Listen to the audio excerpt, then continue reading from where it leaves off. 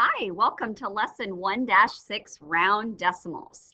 Your I can statement for today is I can use place value to round decimals to different places. What I want you guys to do is to push pause and write down the lesson title and your I can statement.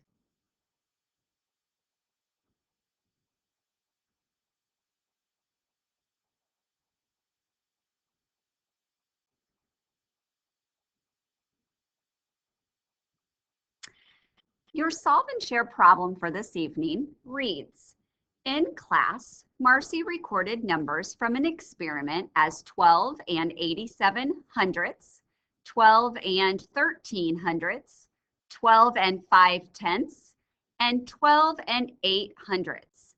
Which numbers are closer to 12? Which numbers are closer to 13? How can you tell? What I want you guys to do first is to think of cubes. I would like you to circle the numbers.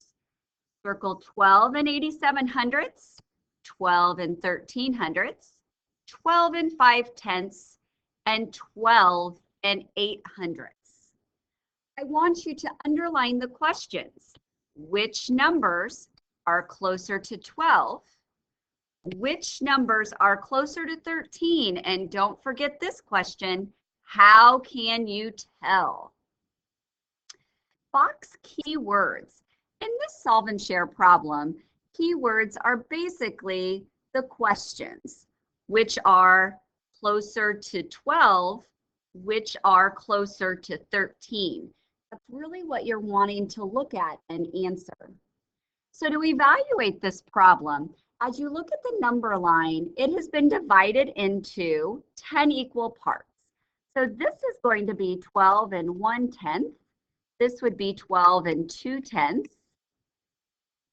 12 and 3/10, 12 and 4/10, 12 and 5/10, which is half, 12 and 6/10, 12 and 7/10, 12 and 8/10, 12 and 9/10, and then we have 13 wholes. So your job now to answer the questions, which are closer to 12 and 13, would be to place these on the number line. Now I would love to change the color of this pin, but I'm going to need to figure out how to do that. So bear with me. Now we're going to try that. We're going to do 12 and 13 hundredths. So if this is 12 and 1/10, 12 and 13 hundredths would be right about there. 12 and a half is right here. 12 and 8 hundredths would be less than 12 and 1/10.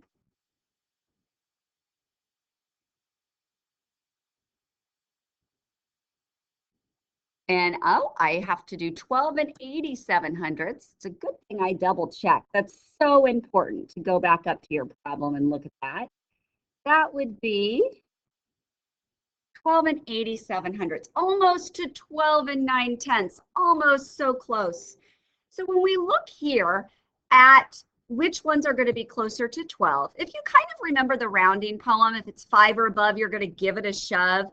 So when we look at 12 and 5/10, everything on this side is going to be closer to 13. And then everything to the left of the half is going to be closer to 12. So when we write our answer, how can you tell? Oh goodness, where should I write all that? I've kind of taken up all this space. Let's go to the next slide and just kind of talk about that. So here's Marcus's work. Oh, Marcus did a great job visually showing us where all of those problems go on the number line.